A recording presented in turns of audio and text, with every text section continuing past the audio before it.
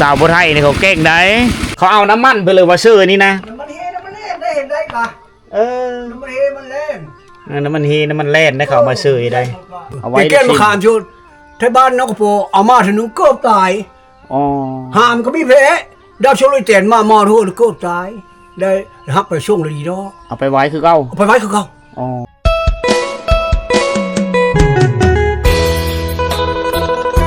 ทักทายสบายดีพ่อแม่พี่น้องสบายดี FC ทุกท่านที่กำลังติดตามนะครับชมเด้อวันนี้คอยอยู่เขตที่บ้านปากกุ้ยหนองบ่อนนะเคินว่าบ้านน้ำกระป๋อบ้านปากกุ้ยหนองบ่อนบ้านน้ำโมเขตนี้แหละเป็นพี่น้องเผ่าไทยเมืองไส้บัวทองแขวงขมนทุกคนเลยบรรยากาศยามเช้าๆเอาวิถีชีวิตของเผ่าไทยมาฝาก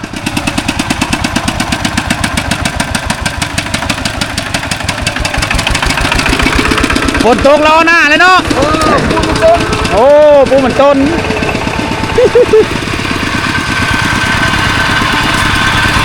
โอ้ขับรถไทยกับเก่งน้องหมาพร้อมทีนะ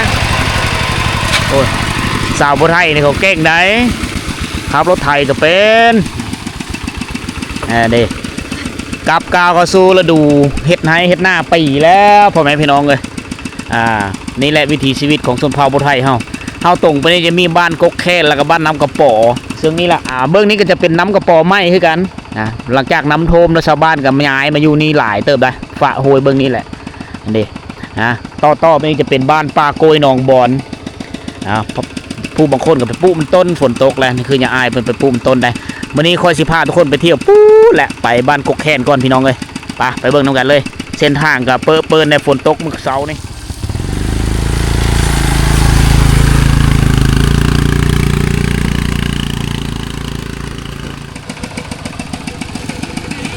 จังสีแล้ววิถีชีวิตเผ่าบุไทยนะจะแตกต่างกับเผ่าบรูนะเดินทางไปหายไปหน้าขี่รถไถเต็มเอาก้าเอาบนต้นไปปูบวกกับวิถีบรรยากาศยามเช้านังเห็นกับไปโรงเรียนนะ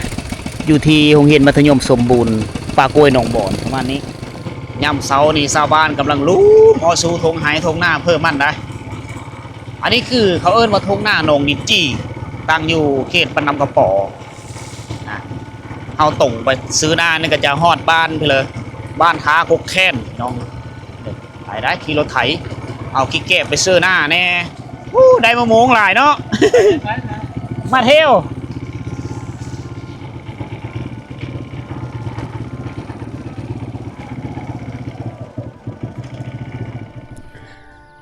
กงเขตดินแดนแห่งนี้โดนแล้วแต่มีทงหน้าที่กว้างขวางไปเลยอันนี้คือทงหน้าของบ้านทากุกแคนบ้านทากุกแคนนี่จะมีทงหน้าหนองดินจี้อยู่ซึ่งนี่แหละนะในปีก่อน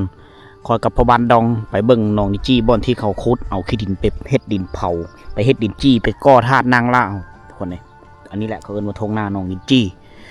นะเต็มไปด้วยขี้งูขี้ควายนี่ผู้บางคนก็ไปแล้วขุดโหเฮ็ดโหตะกาละผานี่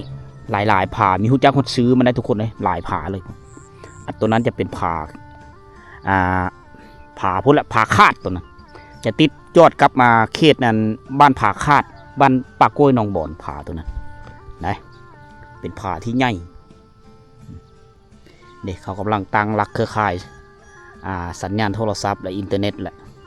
หมู่บ้านนี่จะย่างไปในนี้ได้เลาะไปตามสายทางเลยตามแคมห้วยน้ำกระป๋อนะทุกคนเลย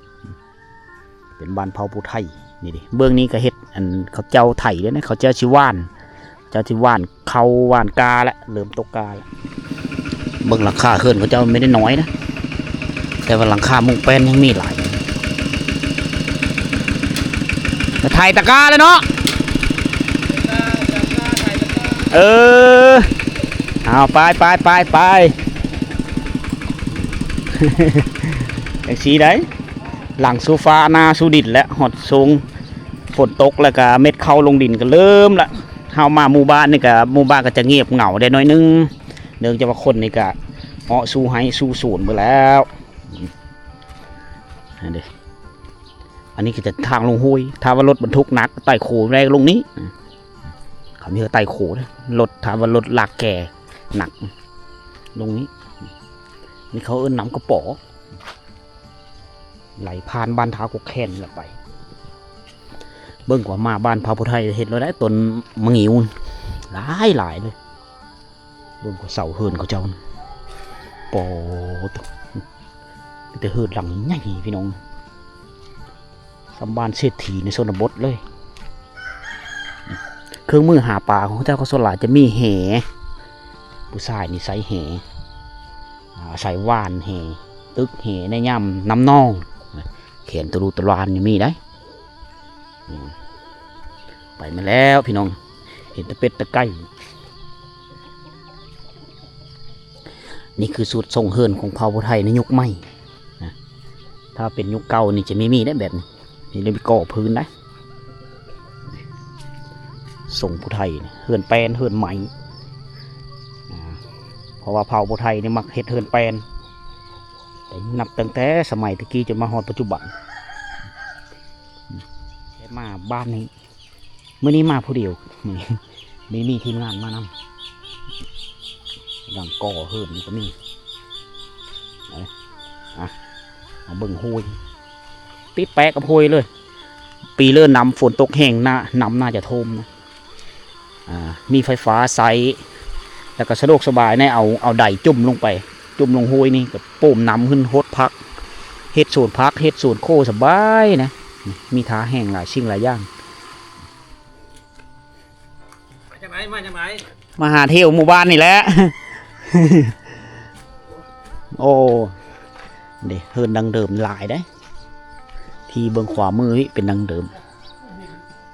คือเคยเห็นบ่แม่นละสะอ่อนเฮินเพิ่นเสาไม้ทั้งนั้นเลยแน่นหนาถาวรเอ็ดเพลอฟันฟื้นแน่สีนฟื้นเอาลานอยู่เฮินเนาะเท่าเลยเนาะเท่าแล้วเฝ้าเฮินแม่นน่ะฟื้นเดี๋ยวมาแต่ไห้เอ็ดไห้แล้วก็ทางเล่าปูมันต้น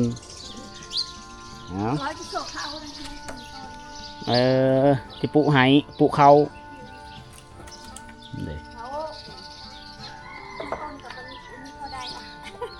นี่พอได้เนาะ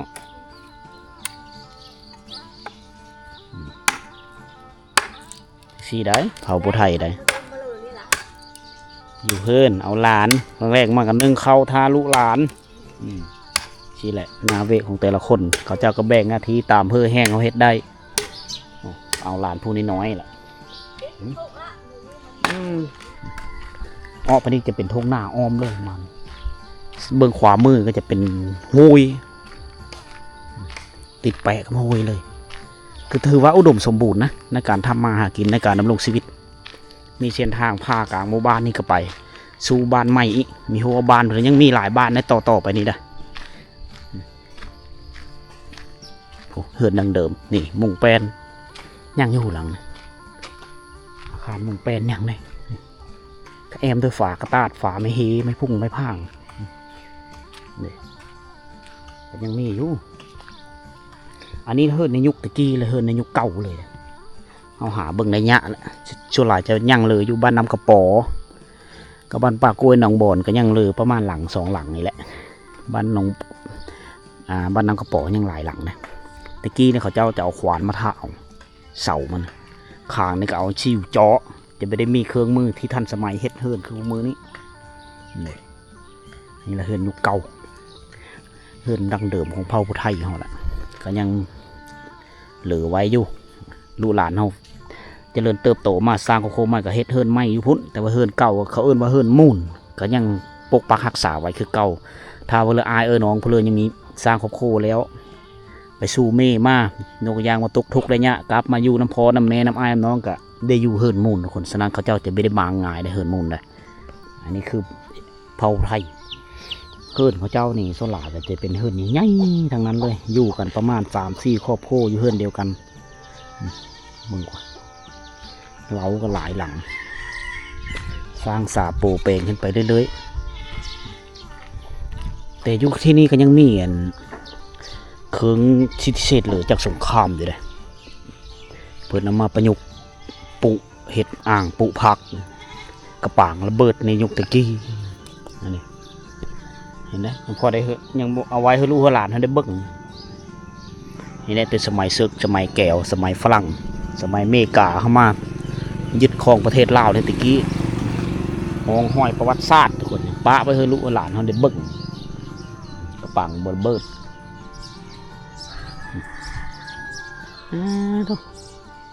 เป็นบ้านเยื่อบ้านตู่เติบโตมโหฬารกกเผาก็สูงใหญ่มาแล้วหลายฟ้าหลายปีเข้ามาบ้านพระไทยเราจะได้เห็นเขาจะปลูกต้นไม้กินมะหลายสัตว์เลี้ยงก็หลายจักต่อสารเพลโพโอ้สารกระตาดทมโมยปลาเท่าสารกระตาดอันทมโมยทั้งนอกนี่โอ้ดูเนาะก็ไม่ดูก็พ่อไปได้มาได้นั่นดูอยู่สารขายบ่ขายได้พูดมาชาโน่น50-60 นี่นะพอได้หาเงินเนาะพ่อได้ใช้เขาตายแต่บ้านเนาะนะผู้นั้นกันเถอะกับ30-40เยอะ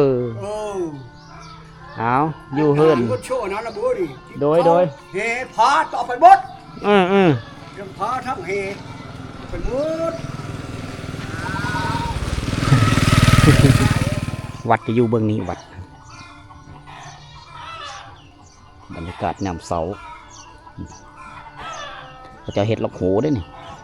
เก็บโหหายโหตะกาโหโซนฝนลงมาแล้วพี่น้องเอ้ยบรรยากาศยามเสามันนี่ฝนดีฝนอุย ฝนตกห่ำคออะไรเขาเจ้าก็มีโค้งรอเสามาเอ็ดขายเลยอันนี้คือการลงทุนแบบถาวรเฮือนหลังสีเขียวก็เป็นเฮือนบุหันหลายมุมหลายแจบางครอบครัวกำลังสร้างห้องน้ำอีกตามสภาพเงินไข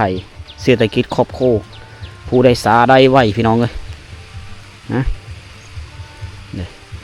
บ้านนี้เป็นหลายฟ้าหลายปีได้แต่เฮามานี่ตอนนี้กันไม่ทันละสวยไปเลย8 โมงทุกคนแต่ชาวบ้านนี่ก็มุงนาเขาสู้ทงไฮทงนาหมดแล้วเหลือแต่เฮือนซ่านบ้านซ่องบรรยากาศจะเงียบเหงาได้น้อยนึงพี่น้องมาเห็นแล้วสะอ่อนแต่ธรรมชาติทุกคนโอ้คักดินแดนแห้งเมืองไซบูทองนี่ลดแล้วแต่ผู้ผาหินผู้หินหนามนอผู้หินปูนพี่น้องเลยยาวเหยียดเลยอ้อมหอบกะหมู่บ้านนี่ก็จะตั้งอยู่กลางเคิงเลยเฮิรนซานบ้านซองคือทุกคนได้เห็นนี่แหละผู้น้อยก็อยู่เฮิรนเฮ็ดโดยฝาเอมโดยฝากระตาดอย่างไรตัวนี้จะเป็นวัดน่าจะมีครูบาอยู่เวลาเขาจะเฮ็ดบุญศีลกินทานเขาจะไปนิมนต์เอาครูบามาตะบ้านอื่นเสียงรถไถดังตึ้งไปให้ไปหน้าออกไปทยอยไปสู้ทงให้ทงหน้าหมดเลย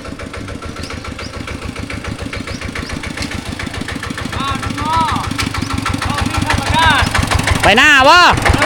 ไปเราคน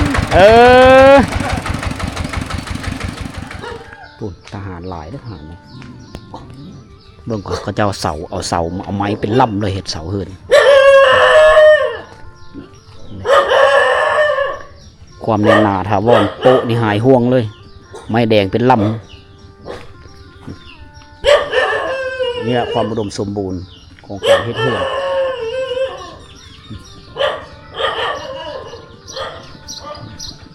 บ้านจะเงียบเหงาหน่อยนึงได้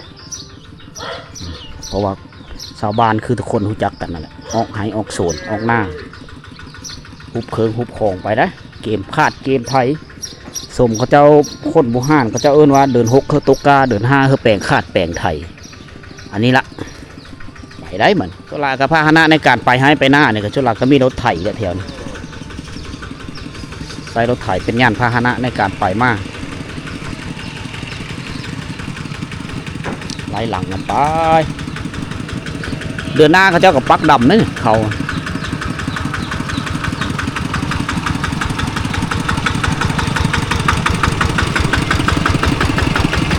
พี่เลิศนี่ข้าวปุ๊พี่แก้บห้ามเนาะ อ๋อโอ้ตู้ไปพร้อมฟังตู้ไปเลยไปหน้าได้เนาะเฮ็ดโทตะกายิ้มแน่ยิ้มเจอกล้องแน่ ชาวผู้ไทยน้อยอ้ายพูดแล้วออกไปกินข้าวอยู่เถียงให้เถียงหน้า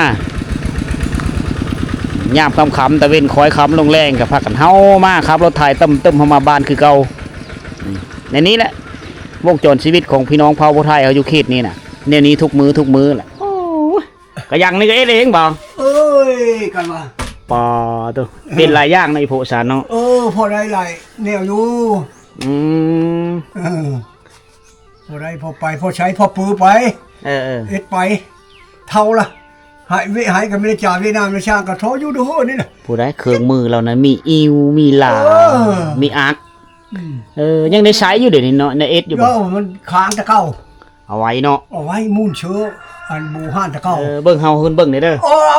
ได้นี่อยู่เฮือนี่โพเพิ่นนี่มีหลาได้อันนี้คือเครื่องมือในการผลิตอันซินเซอร์ผลิตแต่เก่านี่ไม้นี่ของแท้ได้นี่เขาเอาน้ำมันไปเลยว่าเซอร์นี่นะน้ำมันเฮน้ำมันแล่นได้ป่ะน้ำมันเฮมันแล่นน้ำมันเฮน้ำมันแล่นได้เขามาเซอร์ได้น่าจะเป็นไม้ขยุ่งไม้พลบุเฮลมาเอสเนี่ยไม้หมุนไม้ประดงไงเนาะก็เอสไม้หมุนอันนี้จะเป็นคันอิวอันนี้อิวเด้อเขาจะเอาไฟมาอิวคัดเอาโน้ตในมันออกอยู่นี่นี่ได้ในไฟนี่แม่นบ่ในไฟบ่นี่นี่เอาไปปุได้เด้นี่ขอรักอันนั้นแล้วฮะเอานั้นแล้วไปว่านเสื้อไฮก็เป็นเด็กตัวนี้ก็แม่นนี่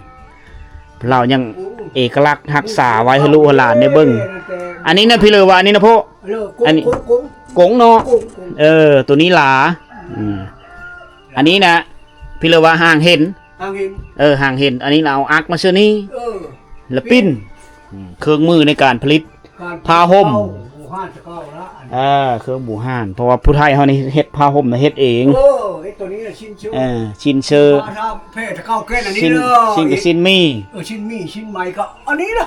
โกงอิ้วตัวนี้ล่ะล้านล่ะแม่นเลยตะเก้าบูห่านแต่ตอนเดี๋ยวนี้ละมันแต่ตอนเฮายังน้อยๆก็ยังได้เห็นอยู่บ้านนี้ตั้งได้ปีเลยบ้านนี้ท่านบ่ไอ้พวกเกิดท่านบ่ไม่ท่านนะมุขตามตะกุมีท่านเนาะแต่ว่าไอ้พวกเกิดหูมือความแล้วอยู่บ้านนี้แล้วแต่เชือกไม่ได้กามานี่เชียวของท่านผ่าไปแล้วอยู่เบิงนี่ผ่าหมูเนาะมันคือกับบ้านน้ำหมูกับบ้านเขาก็อยู่นั่นคือแล้วคนละฟ้าเนาะคนละฟ้าทงหน้ามันได้ผ่าอยู่อันเดียวเลยมันโตไปเลยอยู่ห้องห่างมันแล้วเขาอยู่บ้านหมูให้เลือกเขาจะว่าผ่าหมูนี่มีบ่ความเล้าลือมีบ่เว้าเฮาฟังได้แต่อันนี้ก็ค่อยกับเกิดบ่ท่านได้ยินพ่อแม่เว้าเท่าแก่เว้าแต่ละบ้านนั่นโคเคนี่นะแล้วมีเม้นผ่าหมูแล้วตะกี้แต่เก้าแต่มือชกเท้าเล่ากวาดยืมชื่อผ่าโมหน้าโมหน้าเมาตะเก้าเขาว่าหน้าเมาโอ้บ่อนเขาว่ามูตัวบ้านลอยเลือดเด้เขามาเอชึกอยู่แต่ฝรั่งอันนี้นั่นเดี๋ยวนี้แหละมันล่าเขาแล้วมันมีว้าวเช่นหน้าโมหน้าโมเอามันหมอหน้าโมตัวนี้หน้าโมนี่มันขาดความเว้ามันขาดเนาะมันขาดได้ในนั้นนะแต่เมืองหางนี่กูดเจ้าเมืองนี่พวกได้ยินเขาว่าแม่นรู้บ่จักได้ยินเนาะอันนี้ก็ดีอันนั้นเมืองหางเมืองวังฮะเมืองวังแต่ว่าจะพูดแล้วเขาเอาวันน้ำสกุลตะพีไปเอาน้ำสกุลตะพีไปแต่ตัวจริงแล้วเมืองวังอยู่นี่เมืองวังนี่เมืองเบสนี่เมืองเบสนี่ก็ห่างผานี้ห่างผาโมนี่ห่างผาโมนี่เมืองอยู่ฮั่นนั่นนะเมืองเก่าเมืองแล้วบ้านนี้แหละฝรั่งก็ชกฝรั่งแล้วพ่อแม่เว้าฟังเนาะโดยเลยบ้านนี้แหละเมืองเข้ามาบ้านนี้แหละเขาเอาเคืองอยู่เมืองหางตัวนี้หุ่นอยู่ผ ผ่านี้ เอาขึ้นไว้อยู่หั่น เป็นแนวเงินครับเป็นของวัตถุชิ่งของมันเข้าแล้วนะมีค้าวางหั่น โอ้ เนาะ ของมีค้าเครื่องค้าราคาแพงเอาขึ้นไว้หั่น เจ้าเมืองนั่นแหละพญาติโชเจ้าเมืองวังนี่ได้ชิมกันยังนี่ครับพูดตรงไม่ได้โตมีได้เนาะเกี่ยนมะขามนี่ว่าขออนุญาตนำเจ้าหรือนี่ก็ได้หนึ่งสำขาอยู่เดผ่าโมหันไม่ได้อยู่ชิมเมืองนี่เกี่ยนมะขามจดชิมตัวนั้นอยู่เชื่อเลยเดี๋ยวในชิมนั่นอันนั้นก็ค่อยกันมีเห็นจะถือชิมพอได้ยินเนื้อหมูว่าพอได้ยินแต่หมูว่าพอได้ยินคำเล่าลือเนาะเอาไว้แก้มะขามจุดที่บ้านน้องกระโปเอามาถึงนึงเกือบตายหามก็มีแผลดาวชลอยเตียนมาทั่วเกือบตายได้ฮับไปช่วงเลยดีเนาะเอาไปไว้คือเก่าเอาไปไว้คือเก่ามันศักดิ์สิทธิ์เนาะมันศักดิ์สิทธิ์ได้เพิ่นมีเฮอเนาะเพิ่นมีเฮอดีเจ้าทินเจ้าฐานเพิ่นเจ้ากรรมเจ้ากาเจ้ากรรมเจ้ากาจักอยู่เรื่อยได้ยินแต่เพิ่นเว้าได้ยินแต่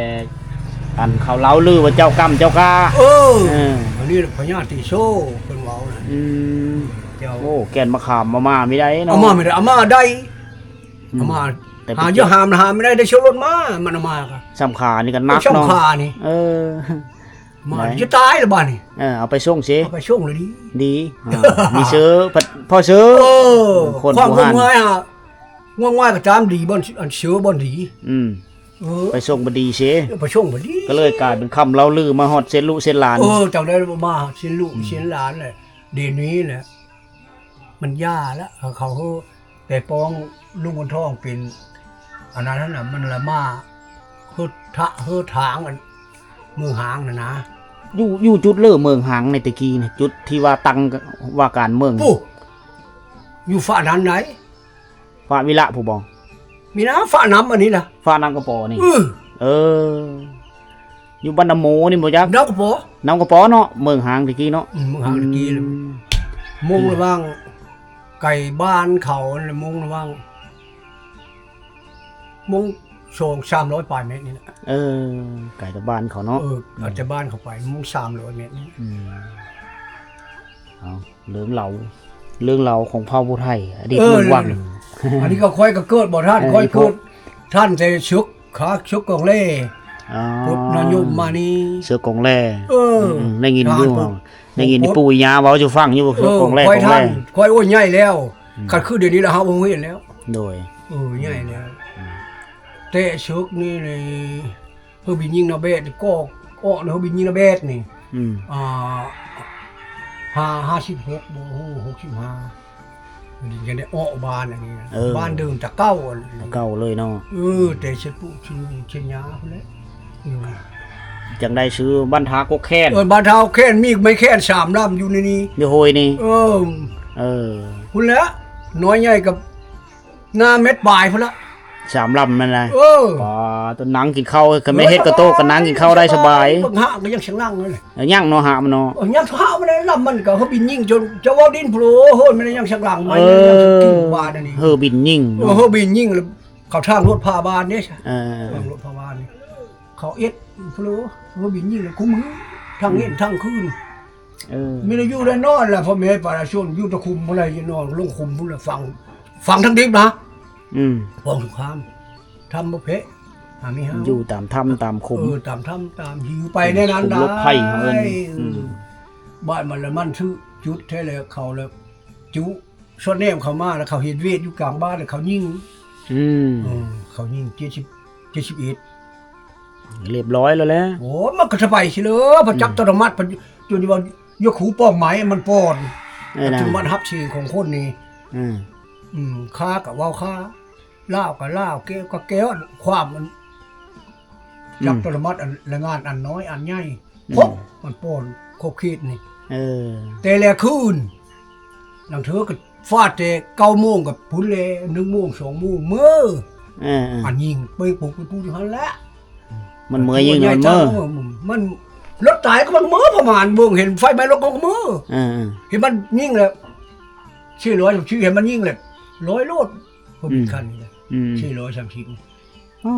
เนาะตอนสงครามนี้ว้ายอีโพเยอะจำเลยแล้วจักปีอีโพเยอะจำเลยแล้วจะใหญ่ละได้ 71เฮาทหารกองโลนแล้ว โอ้ยพวกไปทหารของรอดแล้วเนาะ เป็นทหารกองโลนอยู่บ้านไปเลยไม่ได้ไป หาอีพวกไม่ได้ไปเนาะ ไม่ได้ไปเป็นทหารกองโลนอยู่บ้านได้ อืม 10 กว่าปีพุ่นแล้ว เออ ออกจากห้างแล้วก็เป็นนายบ้านต้นบ้านเป็นนายบ้าน นานเป็นในบ้าน นี่ก็เขาอ้อ อืม อ้อแล้วก็อ้อจะนายบ้านบ่นี่วิทย์เด้ วิทย์เก ออก ษ จาก ตร นายบ้านแล้วก็หุ่มพึกทหารกองโลนบ้านนี้ ไปครูฝึก เท้านึกจะก็ได้10 ปลายปีนี่แล้ว พักผ่อนพักผ่อนเดี๋ยวนี้เนาะ พักผ่อนไม่ได้ โดยขอบมกขอบเจอสำหรับข้อมูลเด้อพ่อเด้อที่เราฟังลูกหลานฟัง เฮาก็มีฮู้จักที่ไปที่มาหลายๆคนเบิ่งก็เขาเจ้าก็เบิ่งได้ความรู้นำอีโพข้อมกขอบเจอหลายอยู่ดีมีแห้งชาทุไปก็เขาอยู่ดีไม่แห้ง โดยวิการงานได้กว่าการปฏิบัติ ซักคนเฒ่าแล้วเฒ่าแล้ว เฮ้อ ได้ซัก3ขาแล้วเนาะ อ้าวใครหาอย่างนี้ คัดหา อ้าวใครจกอย่างนี้อ่ะ อ้าวตกคันได จกขยายจะอุ้มอีอย่างนี้อ่ะ โอ้ย รักอันนั้นหุ่นไปนอนหุ่นไปนอนนั่นจะเก้าหุ่นหางหุ่นเก้าอยู่หันเลยหุ่นได้หมางนะเลยหุ่นหลานหุ่นพันล่มจนปีนั้นนะ คัดเลย แล้วก็คนพันยาก็ได้สะดูดเชื่ออันเสาดินเนี่ยกับวิทย์พูดตรงปุ่งคุณแล้วอุ้มอีนี่ ตกคันไดก็คนนี้อ่ะโดยแล้วก็โอ้ยการหูข้าวนี่ต่ำขึ้นหินแล้วก็ยุอันนี้ก็เป็นโล่งที่ละขนาดนี้ดูน้ำมันแล้วเลยเฮามาแต่สวรรค์มาจากสวรรค์ก็มาแต่เมืองอันสะพรฟ้าผู้นี่ฟ้าผู้สังแห่นี่ผู้สังแห่ผู้คนละฟ้าผู้มาเที่ยวเบิ่งผู้ไทยคือคำบ้านพ่อบ้านแม่น่ะอยู่แต่หน้ามะกรูดคุณละบ้านพ่อบ้านแม่เจ้าหาได้บ้านพ่อบ้านแม่แล้วเขาย้ายมาอยู่ปะโก้ยยงบ่อนี่แล้วค่อยจะมาเฮิร์นโผล่มาก็แค่นี้พ่อแม่ย้ายมาแต่พูดเรามาอยู่ปะโก้ยหนองบอนเราฉีมาละแต่บ้านน้ำมาเกิดจะรู้จักกันแล้วแถวนั้นคือเดียวกันแล้วคือบ้านเฮาแหละน้ำมาเกิดคุชุ่งบ้านเฮากับบ้านนาหังน้อยบ้านนาหังน้อยบ้านอันนี้อันห้ามพูดไปทั้งอันด่านก้นโมงนี้เขาว่าไทยฟ้าผู้แล้วถ้าพูดไทยบ้านเฮาทั้งพี่ก็ว่าไทยฟ้าผู้ทั้งพี่บ้านเฮาแถวนั้นว่าไทยฟ้าผู้เอาโพไทยฟ้าผู้เพราะว่าผู้สังแห่คันกลางเขาไม่นั่นแหละให้น้ำมะเขือโดยเอาสุดท้ายมากกเขาเรากอมาแต่เมืองอันสะพรคือกัน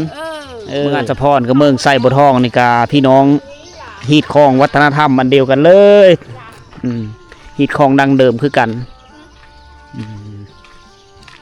ไม่ได้ไปเลงโง่บ่ชิโตไม่ได้ไปอันนี้คือภาพบรรยากาศยามเช้าๆอยู่ที่บ้านทากกแคนเมืองไส่บัวทองแขวงขโมนได้มื้อนี้ก็มาต่างเมืองมาต่างแขวงคือเก่าพี่น้องเลยเนื่องจากว่าเฮาไปสถานที่เมืองเซโปนเมืองโบราพาก็ไปหลายหมู่บ้านแล้วมื้อนี้ก็เลยเป็นบรรยากาศมาที่โขงเขตเมืองไส่บัวทองอีกทีนึงทุกคนเพราะว่ามันเป็นดินแดนของเผ่าไทยนะก็เป็นสถานที่ที่มีธรรมชาติงามแล้วก็วิถีชีวิตแบบดั้งเดิมเอามาฝากพ่อแม่พี่น้องเฮาตามเคยคือทุกคนได้เห็นน้ำกันแล้วตามอีพกเพิ่นเล่าฟังว่าบ้านนี้ก็สร้างตั้งมาตั้งแต่ยุคสงครามทุกคนเลยนะซื้อว่าบรรทากกแคนในตะก้อนจะมีกกแคนกกใหญ่ๆ3กก3ต้นตั้งอยู่น้ำกระป๋อนี่แหละในมือก้อนก็ถือย่นยิงก็ไม้ตัวนั้นก็ตายไปมุนนี่เพ่พังไปเบิดน้ำพัดไปแล้วปัจจุบันนี่เหลือแต่สายน้ำก็เลยได้ซื้อบ้านกกแคนมาฮอดปัจจุบันทุกคนเลยกกเขาเราก่อกับผู้ไทยเมืองวังคืออีพวกเพิ่นเว้าสู่ฟังอะไรผู้ไทยเมืองวังตะกี้มันเป็นเมืองตอนนี้กลายเป็นเมืองห้างเมืองเพื่อแหละในอดีตทุกคนตั้งอยู่บนน้ำกระป๋อไว้แหละเมืองวังตะกี้เด้อเจ้ากรรมเจ้ากาได้มีเครื่องวัตถุโบราณเก่าแก่หลายสิ่งหลายอย่างอยู่ผาโมก็มีผู้เลยที่จะไปค้นหาเพราะว่าเป็นผู้ที่ศักดิ์สิทธิ์ทุกคนสำหรับวิดีโอนี้ก็มีเพื่อหลายทุกคนเลยหวังว่าจะมอบความรู้ให้ทุกคนอยู่ทางบ้านและ